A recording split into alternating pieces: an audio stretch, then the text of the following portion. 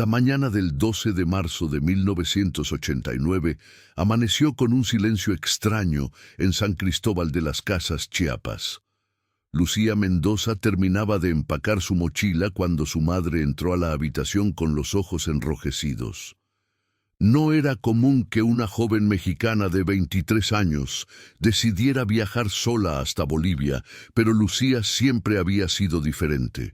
Había estudiado fotografía en la Ciudad de México y soñaba con capturar los paisajes más impresionantes de América Latina. El Salar de Uyuni era su obsesión desde que vio una fotografía en una revista National Geographic 3 años atrás. ¿Estás segura de esto, mija?, preguntó su madre, sosteniendo entre las manos el rosario que nunca soltaba. Lucía abrazó a su madre y prometió llamar cada semana desde Bolivia. Tenía planeado estar allá 2 meses, recorrer el altiplano, documentar la vida de las comunidades aymaras y regresar con suficiente material para su primera exposición. Su padre, un profesor de historia jubilado, le había dado todos sus ahorros para el viaje. «Ve y muéstranos el mundo a través de tus ojos», le había dicho con orgullo. El vuelo de México a La Paz fue largo y turbulento. Lucía iba acompañada de su inseparable cámara Nikon FM2, 3 rollos de película Kodachrome, un diario de cuero marrón y un mapa desgastado de Bolivia. En el aeropuerto de El Alto la recibió el frío cortante de la altura. Pasó 2 días aclimatándose en La Paz antes de tomar un autobús hacia Uyuni, un pueblo minero al sur del país, que servía como puerta de entrada al salar más grande del mundo. Me gustaría pedirles un favor. Si están disfrutando esta historia, por favor suscríbanse al canal y déjenme un comentario diciéndome desde qué país nos están viendo. Su apoyo significa mucho para seguir trayéndoles estas historias. El viaje en autobús duró casi 12 horas por caminos de tierra que parecían no tener fin. Lucía observaba por la ventana cómo el paisaje cambiaba de montañas verdes a páramos áridos, de pequeñas aldeas a la inmensidad del altiplano. Conoció a otros viajeros, un par de mochileros alemanes, una pareja de franceses y un boliviano llamado Ernesto que trabajaba como guía turístico. Ernesto tenía 40 años, rostro curtido por el sol y una sonrisa amable. Le contó sobre el salar, sobre cómo en la época de lluvias se convertía en un espejo gigante que reflejaba el cielo. «Es el lugar más hermoso y más peligroso que verás en tu vida», le advirtió Ernesto mientras compartían un té de coca para combatir el soroche. «Muchos turistas se pierden ahí. No hay referencias. Todo se ve igual. Si te separas de tu grupo, puedes caminar en círculos durante días sin darte cuenta». Lucía llegó a Uyuni el 15 de marzo por la tarde. El pueblo era más pequeño de lo que esperaba. Calles polvorientas, casas bajas de adobe, un mercado con vendedores que ofrecían artesanías y un frío penetrante que calaba hasta los huesos. Se hospedó en un hostal modesto, regentado por doña Carmela, una mujer boliviana de unos 60 años que hablaba con un acento cantarino. La habitación era sencilla, una cama con cobijas gruesas, una ventana pequeña que daba a la calle principal y una estufa de leña que apenas calentaba. Esa noche, Lucía cenó un plato de quinoa con carne de llama en un restaurante cercano. Mientras comía, observó a otros turistas planeando sus expediciones al salar. Escuchó historias fascinantes, gente que había visto espejismos, otros que juraban haber escuchado voces en medio del silencio absoluto, algunos que habían encontrado restos de antiguas rutas comerciales. Todo aquello alimentaba su curiosidad y su deseo de capturar algo único con su cámara. Al día siguiente, Lucía contrató un tour de 3 días con una agencia local. El grupo estaba formado por 8 personas. Los alemanes que había conocido en el autobús, la pareja francesa, un chileno solitario llamado Rodrigo, 2 hermanas argentinas y ella. El guía era un hombre joven llamado Marco, de unos 30 años, que conocía el salar como la palma de su mano. Conducía una Toyota Land Cruiser blanca del año 82, con llantas gastadas pero funcionales. Salieron al amanecer del 16 de marzo. El cielo estaba despejado y el frío era brutal. Lucía llevaba 3 capas de ropa, un gorro de lana tejido a mano que había comprado en el mercado y su cámara colgando del cuello. Cuando cruzaron los primeros kilómetros hacia el salar, su respiración se detuvo. Frente a ella se extendía una inmensidad blanca que parecía no tener fin. La sal crujía bajo las llantas del vehículo. El cielo y la tierra se fundían en el horizonte creando una línea imaginaria que jugaba con los sentidos. «Bienvenidos al lugar donde el cielo toca la tierra», anunció Marco con orgullo. Detuvo el vehículo en medio de la nada y todos bajaron. Lucía comenzó a tomar fotografías frenéticamente. La luz era perfecta, el paisaje surrealista. Tomó fotos de sus compañeros de viaje saltando, creando ilusiones ópticas con la perspectiva. Tomó fotos del vehículo pareciendo una hormiga en medio de la blancura infinita. Tomó fotos de las grietas hexagonales que formaba la sal al secarse. El primer día visitaron la isla Incahuasi, una formación rocosa en medio del salar, cubierta de cactus gigantes que tenían cientos de años. Almorzaron allí, sándwiches, frutas y agua embotellada. Lucía subió hasta la cima de la isla y desde ahí tomó una de las mejores fotografías de su vida. El salar extendiéndose en todas direcciones como un océano congelado. Sintió una conexión profunda con ese lugar, como si finalmente hubiera encontrado lo que estaba buscando sin saber qué era. Por la tarde llegaron a un hotel construido completamente de sal. Las paredes, las mesas, las camas, todo estaba hecho con bloques de sal extraídos del salar. Pasaron la noche ahí. Lucía escribió en su diario sobre las emociones del día, sobre la sensación de insignificancia ante tanta inmensidad, sobre los colores del atardecer que pintaron el cielo de naranjas, rosas y violetas imposibles. El segundo día, exploraron lagunas de colores en el altiplano.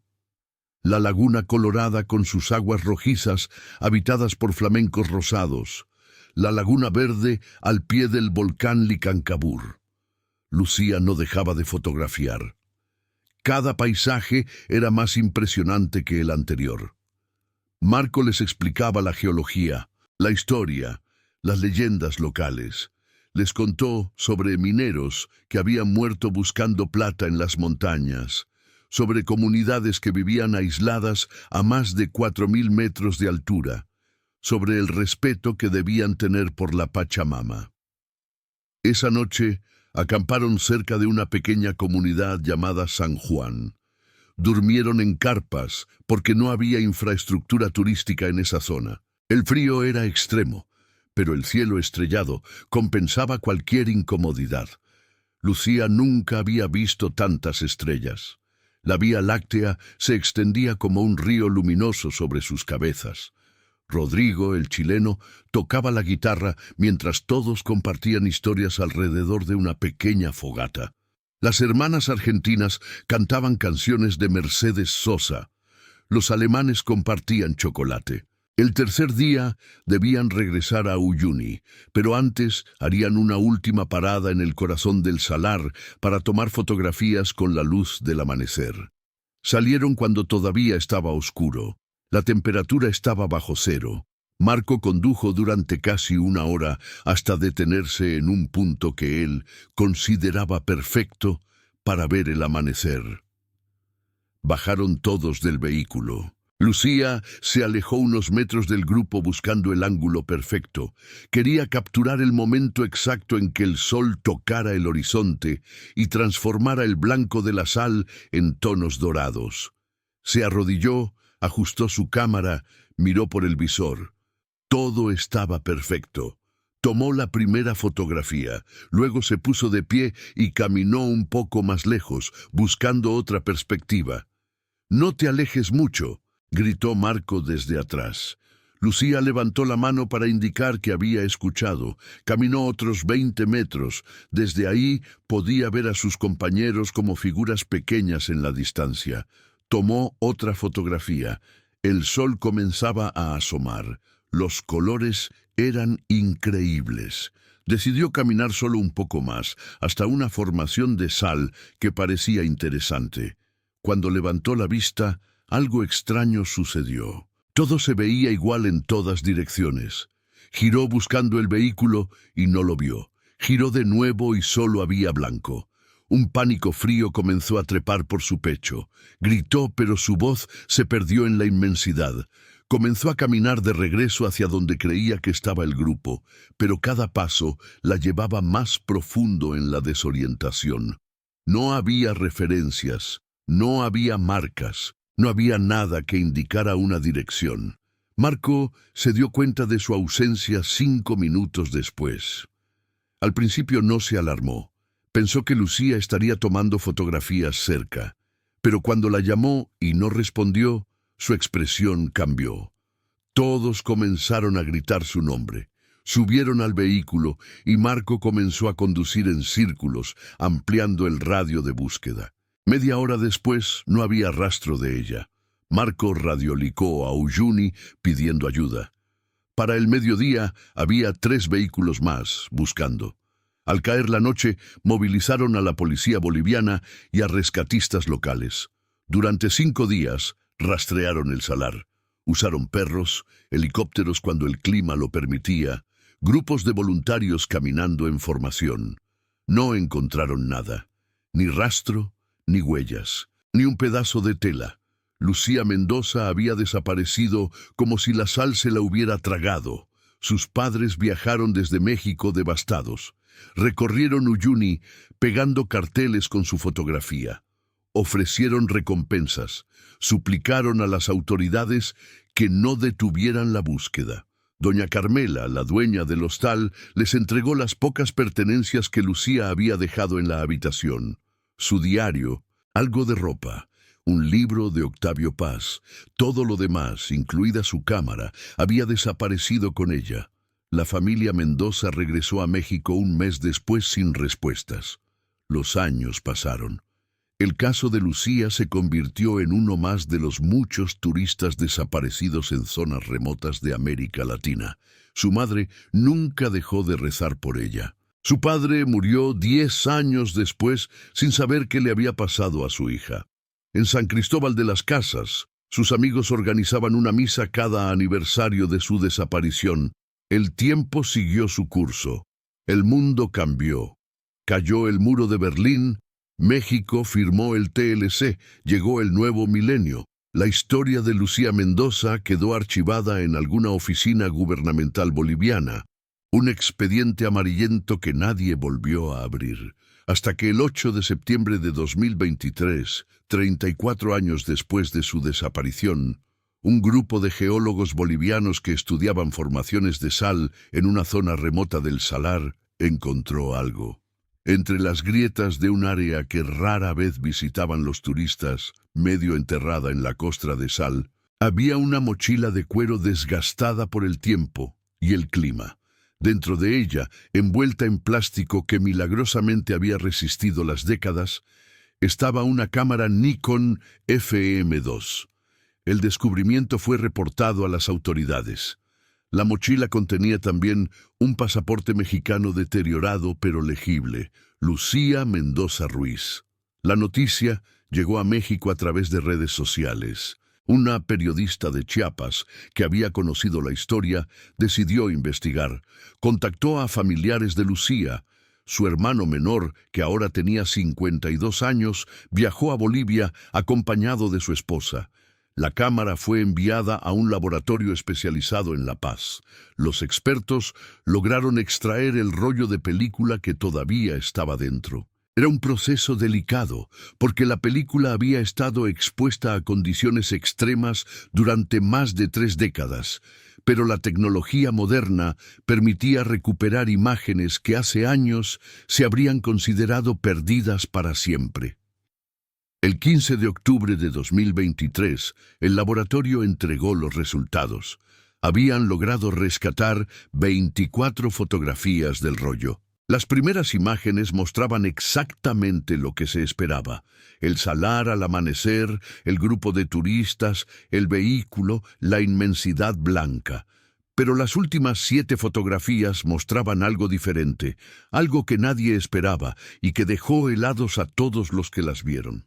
En la fotografía número 18, tomada aparentemente minutos después de que Lucía se separara del grupo, se veía el salar desde un ángulo bajo.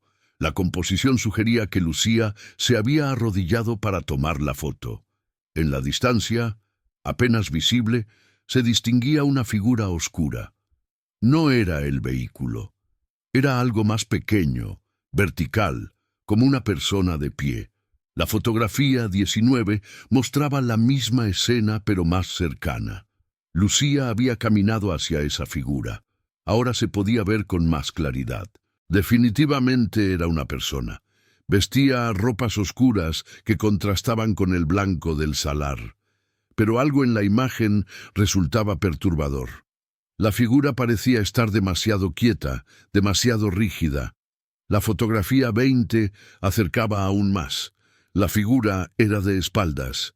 Se alcanzaba a ver que llevaba un sombrero y un abrigo largo. A los pies de la figura había algo en el suelo, pero la imagen no era lo suficientemente clara para distinguir qué era. La fotografía 21 fue tomada desde un ángulo diferente, como si Lucía hubiera rodeado a la figura para fotografiarla de frente. Esta imagen causó un escalofrío colectivo entre quienes la vieron. La figura no tenía rostro definido. Donde debería estar la cara, había solo una mancha borrosa, como si la persona se hubiera movido en el momento exacto de la toma, pero el resto del cuerpo estaba perfectamente nítido. La fotografía 22 mostraba a la figura desde otro ángulo. Ahora se podía ver lo que había en el suelo. Era otra mochila, vieja, deteriorada, diferente a la de Lucía. Y junto a la mochila había algo más que parecía ser ropa desechada o quizás una bolsa de dormir. La fotografía 23 era la más extraña de todas. Lucía había fotografiado el horizonte. No había nada en la imagen excepto sal y cielo. Pero en el extremo derecho del encuadre, apenas visible, había varias figuras más. 4 o 5 siluetas oscuras dispersas en la distancia. Todas de pie, todas inmóviles, todas mirando en la misma dirección. La última fotografía, la número 24, fue la que nadie pudo explicar. La imagen estaba movida, desenfocada, como si Lucía hubiera disparado la cámara mientras corría o caía. Se veía el cielo, un pedazo del suelo, y en el centro de la imagen, ocupando casi todo el encuadre, había algo que parecía ser una mano extendida hacia la cámara. Una mano que no pertenecía a Lucía. Una mano que estaba demasiado cerca, casi tocando el lente. El hermano de Lucía observó las fotografías en silencio durante largo rato. Sus manos temblaban al sostener las copias impresas. Su esposa lloraba en silencio a su lado. Las autoridades bolivianas organizaron una nueva expedición al lugar donde se había encontrado la mochila. Esta vez llevaron equipo especializado, perros entrenados para encontrar restos humanos y un equipo forense completo. Lo que encontraron a 100 metros del sitio del hallazgo inicial dejó más preguntas que respuestas. Había huesos humanos, parcialmente cubiertos por la sal. El análisis preliminar sugería que pertenecían a una mujer de entre 20 y 30 años. Junto a los restos había fragmentos de ropa que coincidían con la descripción de lo que Lucía llevaba el día de su desaparición. Pero también había otros huesos, muchos más, dispersos en un radio de varios metros. El equipo forense determinó que había restos de al menos 4 personas diferentes en ese lugar. 2 mujeres y 2 hombres, de diferentes edades. Los huesos mostraban señales de exposición prolongada a los elementos, pero no había marcas de violencia evidente. No había señales de trauma, de ataque animal o de causa de muerte aparente. Era como si esas 4 personas simplemente se hubieran tendido en el salar y hubieran dejado de existir. Las autoridades comenzaron a cruzar datos. Revisaron reportes de personas desaparecidas en la región durante las últimas décadas. Los resultados fueron escalofriantes. Desde 1975 hasta 2010, al menos 18 turistas y 3 lugareños habían desaparecido en el salar de Uyuni en circunstancias similares. Se alejaban del grupo, perdían orientación y nunca eran encontrados. Los casos habían sido archivados como accidentes, muertes por exposición o simplemente desapariciones sin resolver. Pero ahora las fotografías de Lucía planteaban una posibilidad diferente. ¿Qué eran esas figuras oscuras en medio del salar? ¿Quién o qué era la persona que ella había fotografiado? ¿Por qué había otras mochilas y pertenencias en ese lugar? ¿Era posible que existiera algún tipo de grupo o individuo operando en el salar, atrayendo a turistas despistados? La policía boliviana abrió una investigación formal. Entrevistaron a guías turísticos veteranos, a habitantes de comunidades cercanas, a cualquiera que pudiera tener información. Las respuestas fueron variadas pero inquietantes. Varios guías admitieron que existían historias entre ellos, relatos que no compartían con los turistas para no asustarlos. Hablaban de un hombre que vivía en el salar, un ermitaño que había perdido la razón después de que su familia muriera en un accidente minero en los años 70. Decían que vagaba por la sal, que había construido algún tipo de refugio en una zona remota, que a veces ayudaba a turistas perdidos, pero otras veces los confundía aún más. Un guía jubilado llamado Esteban, de 78 años, contó una historia que hizo que los investigadores prestaran especial atención. En 1987, 2 años antes de la desaparición de Lucía, él había encontrado a un turista alemán desorientado en el salar. El hombre estaba en estado de shock, balbuceando en su idioma. Esteban lo llevó de regreso a Uyuni y el alemán fue atendido en el hospital local. Cuando se recuperó, contó una historia extraña. Dijo que se había alejado de su grupo y había visto a un hombre de pie en medio de la sal. Pensó que era otro turista y caminó hacia él para pedir ayuda. Pero cuando se acercó, se dio cuenta de que el hombre estaba parado en un lugar donde no debería haber nadie, a kilómetros de cualquier ruta. El hombre no respondía cuando le hablaba, solo lo miraba. El alemán sintió miedo y comenzó a correr. Estuvo perdido durante horas, hasta que Esteban lo encontró. Los investigadores buscaron registros de ese caso. Encontraron una denuncia archivada en la policía de Uyuni, fechada el 3 de abril de 1987. El turista se llamaba Hans Müller y había regresado a Alemania poco después del incidente. Contactaron con las autoridades alemanas y localizaron a Müller, que ahora tenía 65 años y vivía en Múnich. Cuando le mostraron las fotografías recuperadas de la cámara de Lucía, su reacción fue inmediata. Comenzó a temblar y dijo: «Ese es él, ese es el hombre que vi». La investigación tomó un giro dramático. Si las fotografías mostraban a la misma persona que Müller había visto 2 años antes de la desaparición de Lucía, entonces era posible que ese individuo hubiera estado en el salar durante años, quizás décadas. Pero, ¿cómo alguien podía sobrevivir en condiciones tan extremas? ¿Y por qué los restos de 4 personas diferentes estaban concentrados en esa área específica? El equipo forense realizó análisis de ADN de los restos encontrados. Los resultados tardaron varios meses, pero finalmente llegaron. Uno de los cuerpos fue identificado positivamente como Lucía Mendoza Ruiz. Otro correspondía a un turista estadounidense desaparecido en 1992. El tercero era una mujer boliviana que había desaparecido en 1988 mientras viajaba de Uyuni a Oruro.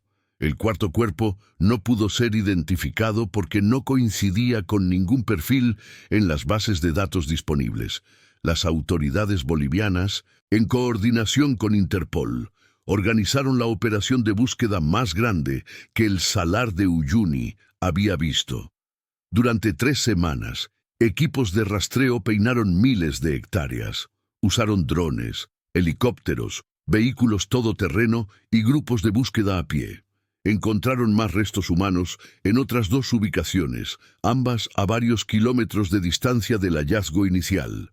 En total, identificaron restos de 9 personas diferentes, pero nunca encontraron al hombre de las fotografías. Nunca encontraron ningún refugio o campamento permanente. No había cuevas en esa zona del salar, no había construcciones, no había ningún lugar donde alguien pudiera vivir. Era como si la persona de las fotografías fuera un fantasma. Entonces, en diciembre de 2023, sucedió algo que cambió completamente la dirección de la investigación. Un pastor de llamas de la comunidad de Taua, ubicada al borde del salar, se presentó ante las autoridades con información. Dijo que su abuelo, fallecido 5 años atrás, le había contado una historia que ahora cobraba sentido. En 1973, un minero llamado Sebastián Quispe había perdido a toda su familia en el colapso de una mina cerca de Uyuni. Su esposa y sus 3 hijos murieron sepultados. Sebastián enloqueció de dolor. Abandonó el pueblo y comenzó a caminar hacia el salar. La gente lo vio alejarse y nadie lo detuvo porque en esos tiempos era común que quienes sufrían tragedias buscaran la muerte en la inmensidad del altiplano. Pero Sebastián no murió. Durante años hubo avistamientos esporádicos, pastores que juraban haberlo visto vagando por el salar, viajeros que reportaban haber visto una figura solitaria en lugares remotos. Con el tiempo, Sebastián se convirtió en una leyenda local, una historia que los padres contaban a sus hijos para advertirles de no alejarse de los caminos conocidos. El abuelo del pastor decía que Sebastián había perdido completamente la razón, que vivía como un animal salvaje, que había olvidado cómo hablar y solo vagaba sin rumbo buscando algo que nunca encontraría. Los investigadores buscaron registros de Sebastián Quispe, encontraron su acta de nacimiento de 1938 en los archivos parroquiales de San Cristóbal de Lípez. Encontraron el registro del colapso de la mina en 1973, donde murieron 14 personas, incluida su familia. Pero después de esa fecha, no había más documentos. Sebastián Quispe había desaparecido de todos los registros oficiales.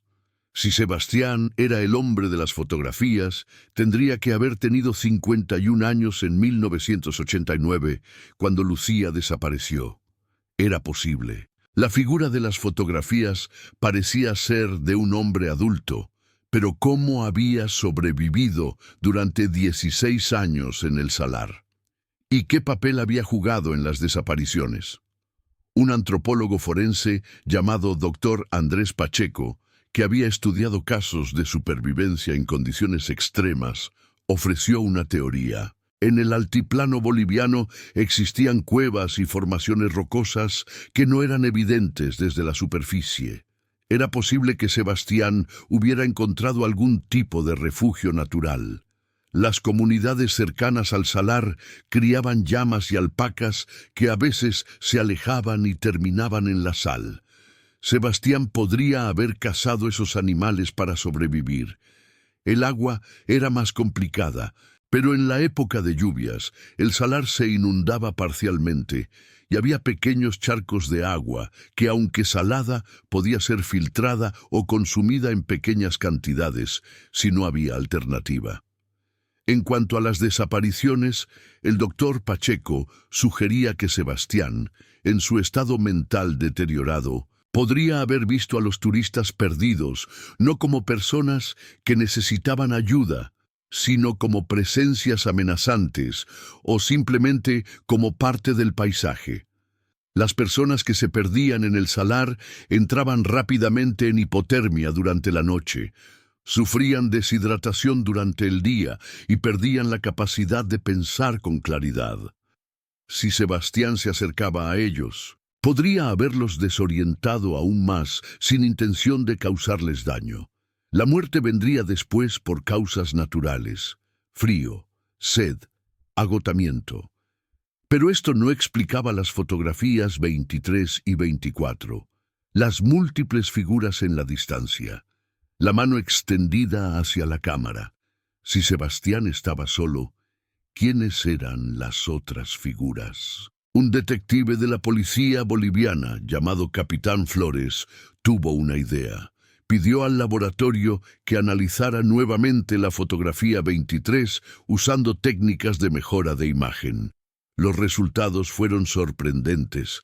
Las figuras que parecían ser personas en la distancia eran en realidad formaciones naturales de sal. Eran pequeñas torres y columnas que la erosión había creado a lo largo de los años. Con la luz del amanecer y la falta de referencias, Lucía había confundido esas formaciones con personas.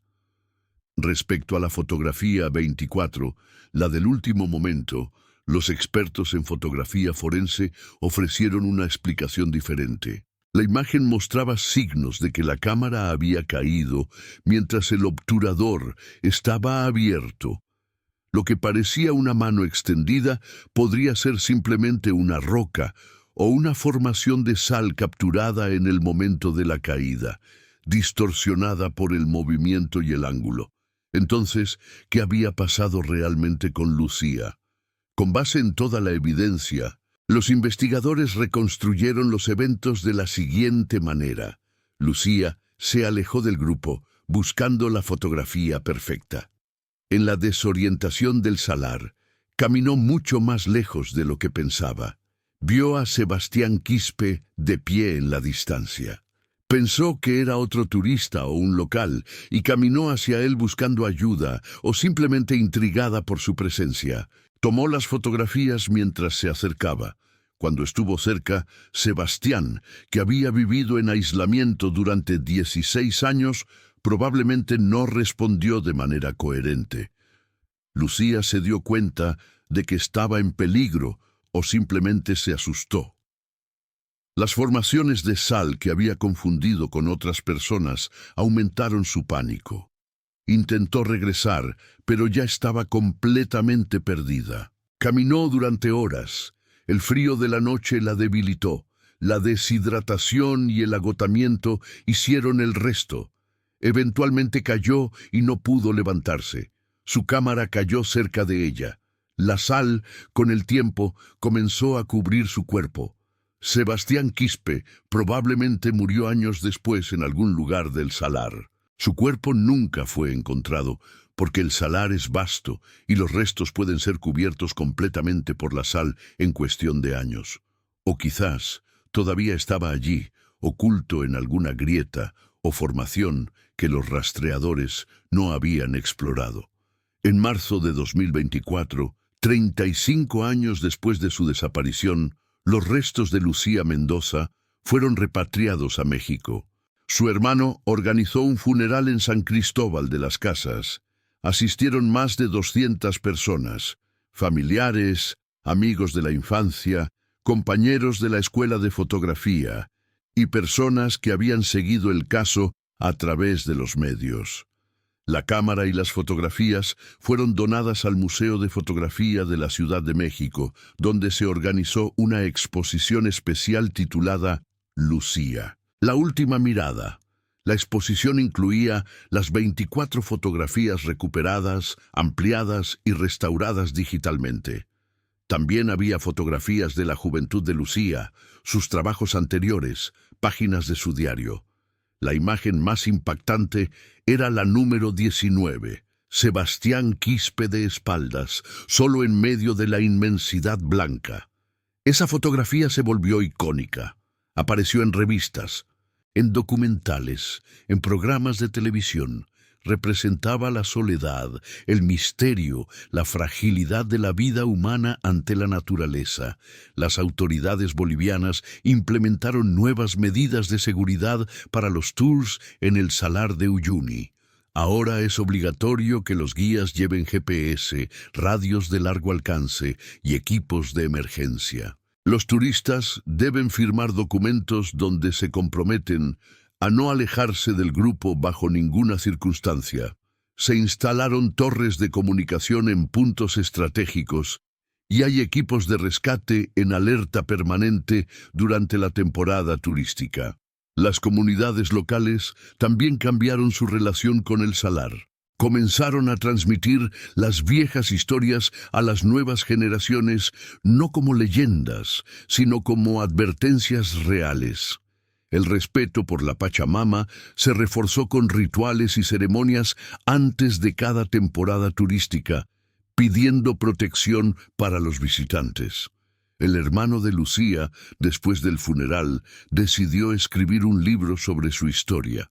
Pasó 2 años investigando, entrevistando a todos los involucrados, visitando Bolivia 3 veces más. El libro, titulado El espejo roto, la verdadera historia de Lucía Mendoza, se publicó en 2026 y se convirtió en un bestseller en México y varios países latinoamericanos. En el epílogo, escribió: mi hermana fue al Salar de Uyuni buscando capturar la belleza del mundo. Lo que encontró fue el recordatorio de que la belleza y el peligro a menudo caminan juntos. Su última fotografía no es de terror, sino de humanidad. Sebastián Quispe, el hombre roto por el dolor, y mi hermana, la soñadora en busca de luz, se encontraron en el lugar más desolado de la tierra. Ninguno sobrevivió, pero ambos nos dejaron una lección. Nunca estamos tan perdidos como cuando olvidamos que necesitamos a los demás para encontrar el camino de regreso a casa. En Uyuni, doña Carmela, que ahora tiene 98 años, todavía regenta su hostal. En la pared de la recepción hay una fotografía enmarcada de Lucía, tomada el día que llegó al pueblo. Sonríe con esperanza y emoción. Junto a la fotografía hay una placa que dice: Lucía Mendoza, 1966-1989, fotógrafa, soñadora, nunca olvidada. Los turistas que se hospedan allí preguntan por la fotografía y doña Carmela les cuenta la historia. Siempre termina diciendo lo mismo: el salar es hermoso, pero nunca hay que faltarle el respeto. La tierra te da todo, pero también te puede quitar todo. Nunca olviden eso. El caso de Lucía Mendoza transformó la manera en que la gente ve el Salar de Uyuni. Ya no es solo un destino turístico impresionante, sino también un memorial para aquellos que se perdieron en su inmensidad. Cada año, el 16 de marzo, guías turísticos y miembros de las comunidades locales realizan una ceremonia en el borde del salar. Encienden velas, dejan flores y recuerdan los nombres de todos los que desaparecieron allí. Lucía Mendoza siempre es la primera en ser nombrada. Las fotografías que ella tomó en sus últimos momentos continúan fascinando a millones de personas. Hay quienes todavía creen que muestran algo sobrenatural, que las figuras en la distancia eran algo más que formaciones de sal, que la mano en la última imagen pertenecía a algo inexplicable. Pero la mayoría acepta la explicación más simple. Una joven talentosa se perdió en un lugar donde perderse es fácil y sobrevivir es casi imposible. Sin embargo, hay un detalle que los investigadores nunca pudieron explicar completamente. Cuando encontraron la mochila de Lucía, junto a la cámara había un objeto que no aparecía en ningún inventario de sus pertenencias: una pequeña cruz de plata, del tipo que los mineros bolivianos usaban como protección. En el reverso de la cruz había una inscripción casi borrada por el tiempo, pero que los expertos lograron leer usando técnicas forenses: Sebastián Quispe, 1955. Era una cruz de primera comunión, de cuando Sebastián tenía 17 años. ¿Cómo llegó esa cruz a la mochila de Lucía. ¿La encontró en el salar? ¿Se la dio Sebastián en algún momento antes de que ella muriera? Fue un último gesto de humanidad, de un hombre que había olvidado lo que significaba ser humano. Nadie lo sabe con certeza, pero esa cruz ahora está en una vitrina del museo, junto a la cámara de Lucía. Los visitantes la observan y cada uno imagina su propia versión de lo que pudo haber sucedido en aquellas últimas horas en el salar de Uyuni, cuando dos almas perdidas se encontraron brevemente en el lugar donde el cielo y la tierra se convierten en uno solo.